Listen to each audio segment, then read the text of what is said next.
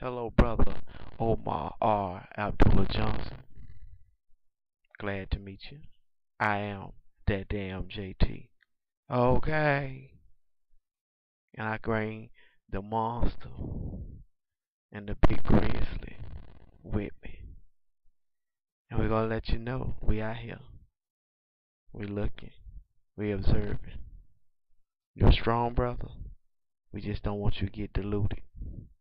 Where are you of the problems that affect the black community? Consciousness. Because we got, again, too many ignorant people. You got to be conscious. You got to be knowledgeable. You don't have to be a master or a specialist in what's going on in the black community or what's going on against the black community, but you got to have a layman's understanding of the problem. Are y'all with me? Oh, really? Oh, really?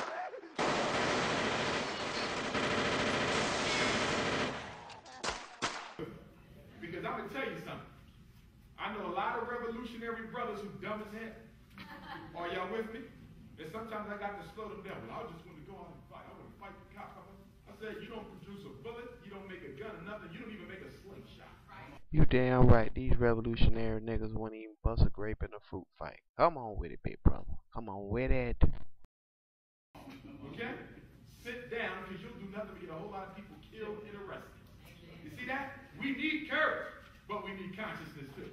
We need intelligent warriors, okay, as opposed to cowardly scholars. Brother Omar, let me see if I got this right. A cowardly scholar is a person who uses their knowledge to belittle our community instead of picking it up. If a brother or sister don't perpetuate in their agenda, that scholar will treat them like they have no rights in which they're bound to respect. That's a cowardly scholar.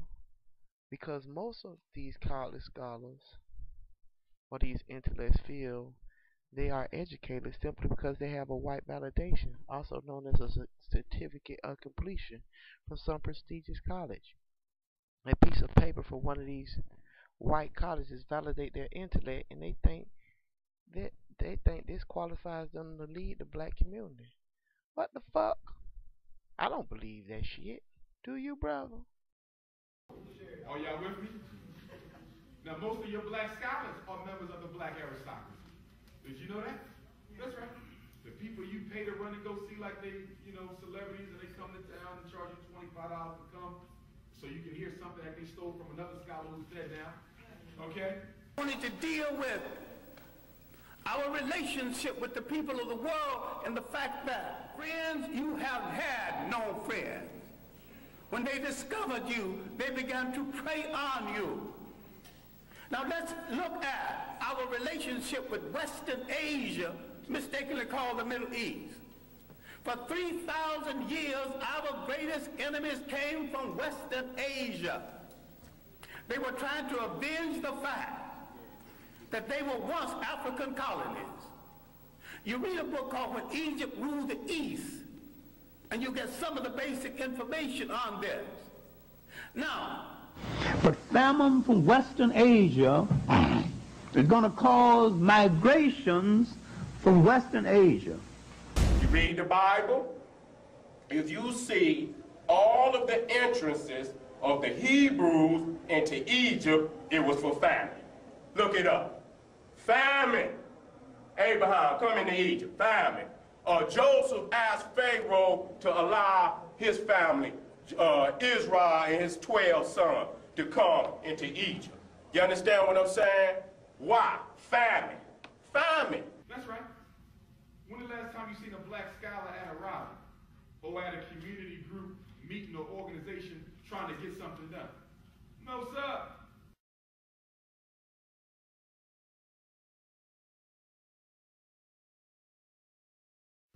No, sir. There's no scholarship, there's scholar pimp. And we gotta separate who's from who. This lady coming in with more money than we ever seen. Yeah. Who? This nigga over here. We talking China down? Yeah, that chick. Oh, man. Right. I know she can do it. That's right. The bitch walked in with so much money I had to give him a breeze truck to help me. Damn, I wish she'd teach you how to throw a 7. God Okay, my man Slim's coming in and I'm dropping coming for you. You ain't got to worry about it. I've been with the bitch 2 years. 2 years and I ain't touched it. I got $200,000 from her. And we can afford to have slaves to misinformation. See, we got to take the hustle out of the struggle. Another thing that's happened in the post-civil rights movement, somebody took culture, put it in a box, and gave it a price tag. They put Egypt, put it in a box, and gave it a price tag. They took black consciousness, put it in a box, and gave it a price tag, and now people selling you your struggle.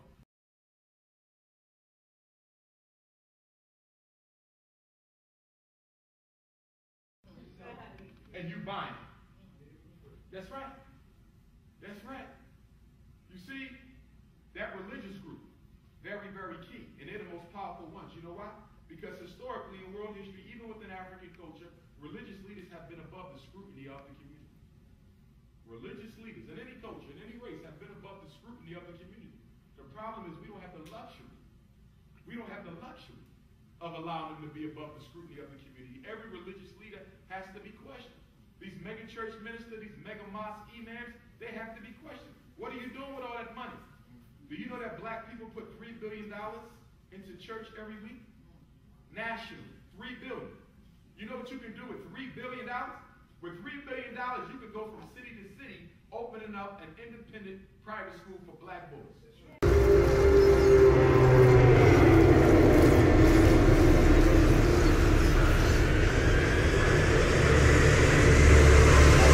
Watch this video in its entirety and maybe you'll understand what my gripe is with you and motherfuckers like you. Yeah. My biggest issue with the world, right? People play games with each other. Nobody wants to have a real conversation. Everybody wants to walk through the world and get this sugar-coated, just bullshit variation of fucking reality, so you know they can deal with things, so they can accept things. You know what I mean? People who insist on you should be nice at all times because it's not right to be who the fuck you are. It's always, you know, you're better served if you're being fake and all that other stuff. You know? All right, I want to break something down to y'all, and that's the reason why this video is entitled what it's entitled: Lies Our Elders Told Us. You can look at me and you can say whatever you want to say as far as my appearance, how I come across, how I articulate my thoughts, the profanity I use, the lifestyle that I've lived, you know what I'm saying, and my mistakes in the past. We can talk about that till we blue in the face. We can talk about what's the causes for, like, what to make a man turn out the way I turned out, you know, what to make a cat, you know what I'm saying, commit crimes, join a gang, smoke weed, sell drugs, be a criminal and all that other shit. You can talk about all the different causes and effects of society and the social economic stimuli and all that other bullshit. We can talk about that all motherfucking day, right? But let's keep it 1 fucking 100, right? I'll keep it 100. And I don't give a fuck who like it. If any of y'all have 1 ounce of common fucking sense, listen to this video to the end. I challenge you, I defy anybody to say that I'm fucking wrong. I don't give a fuck where you come from. You've been lied to your entire life by the motherfuckers that you respect, the adults. Older people been fucking up kids since the beginning of motherfucking time, and nobody ever wants to fucking own up to that. The main reason why I keep going at this motherfucker Player Supreme is he's an old motherfucker fucking up kids. Now, let me just break it down on some real shit. I'll talk about me. I don't have to talk about it. When I was a youngster, you know what I mean? I didn't have a positive male role model constant in my fucking life. You know what I'm saying? I didn't have nobody teaching me how to be a man. Of course, you know what I'm saying, I learned a little moral and ethic fucking balanced decision choice bullshit that everybody else learned. You know, I saw the after school specials. I heard the fucking moral of the story when they told us the little, you know, the little bullshit fairy tales and everything else. Just like you. I understood how the fucking world works, just like you. But just like you, as I was growing up, I was always doing some shit. See, when you're fucked up like me and people who came from my lifestyle, you know, former gangbangers, former criminals, ex-felons, and all that other bullshit, you usually start from one place, and that's usually in the street. Now, check this out. When I was young, I used to gangbang, right? When you gangbanging, that means you just doing ignorant shit.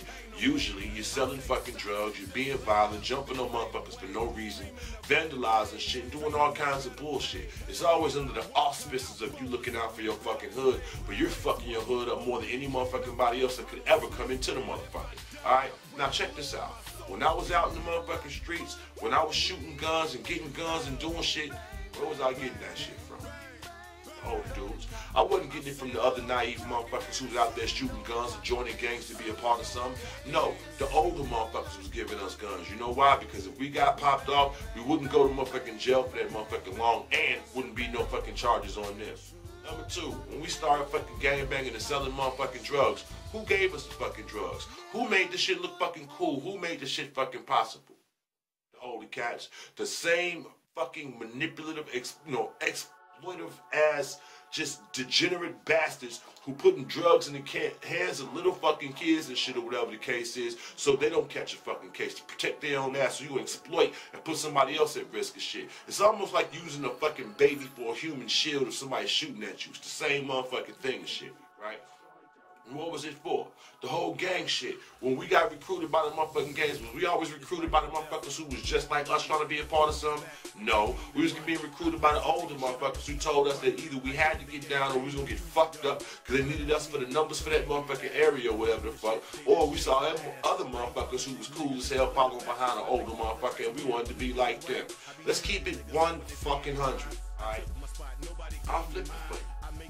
We don't even have to keep it on a criminal level. Right? Let's keep it at school level. Lies that your motherfucking people told you. Right? If you go to school, you get good grades, you go to a good college, you'll be able to get a good home and all that old bullshit.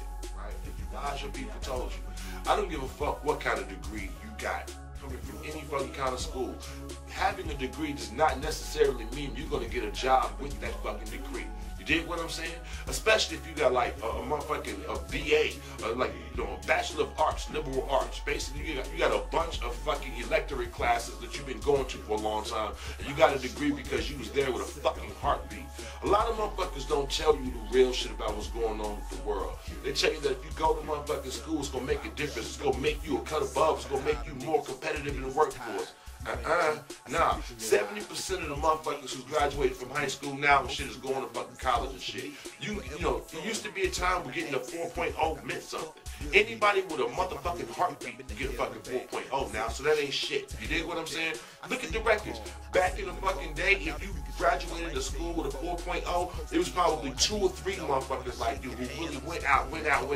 Now motherfuckers is graduating in the hundreds with a 4.0. So that tells you what the fucking standard of the education system is going on. You dig? But here's something else. College ain't shit but a motherfucking scam, right? They don't never fucking tell you that. The minute you sign the fuck up for college, your ass go into fucking debt, at least 100 motherfucking G's. And you know what? As soon as you get the fuck out of school, 6 months later, they start hitting you for all that money they was giving you, supporting you going to fucking school. You know what I'm saying? They'll never tell you the motherfucking truth about it. Every fucking year, go up in this motherfucker, especially nowadays, you go up in these fucking campuses or whatever the fuck, you're spending $200 a motherfucking book. You know what? And you know what happens? You barely use the motherfucking book, and at the end of the year, the book has no fucking resale value, right? Then the very next year, they release the same fucking book, but over the summer, they made some variations, so you get book remix. You know what I'm saying? Then you gotta pay a whole nother $200. It's a big-ass scam that's going on with the schools and the motherfucking publishing houses. But they don't talk about that. Then how about the fact that when you come out with your motherfucking degree, it's basically fucking useless? Do you think a degree says that you're capable of doing a fucking job if it's something that's not in a specialized fucking area like engineering, medicine, law? You know what I'm saying? If you got any other motherfucking degree, do you really think that makes you a cut above from another motherfucker? Are you serious? You think a corporation ain't gonna hire you if you don't have a degree? Lies your people tell you. They don't tell you that you're going in there getting all these fucking loans and it's pretty much making you a motherfucking slave, right? And they tell you, buy a home and do this and do that or whatever, put away for your family and all of that, right? And the first fucking thing that happens when you buy a fucking home, you're 30 years a slave to the motherfucking bank. And you don't even own the motherfucker until you pay it off. And then if you don't do your shit right, you don't even own it then. The fucking bank still own it. It can still run it from you. Lies your fucking people tell you.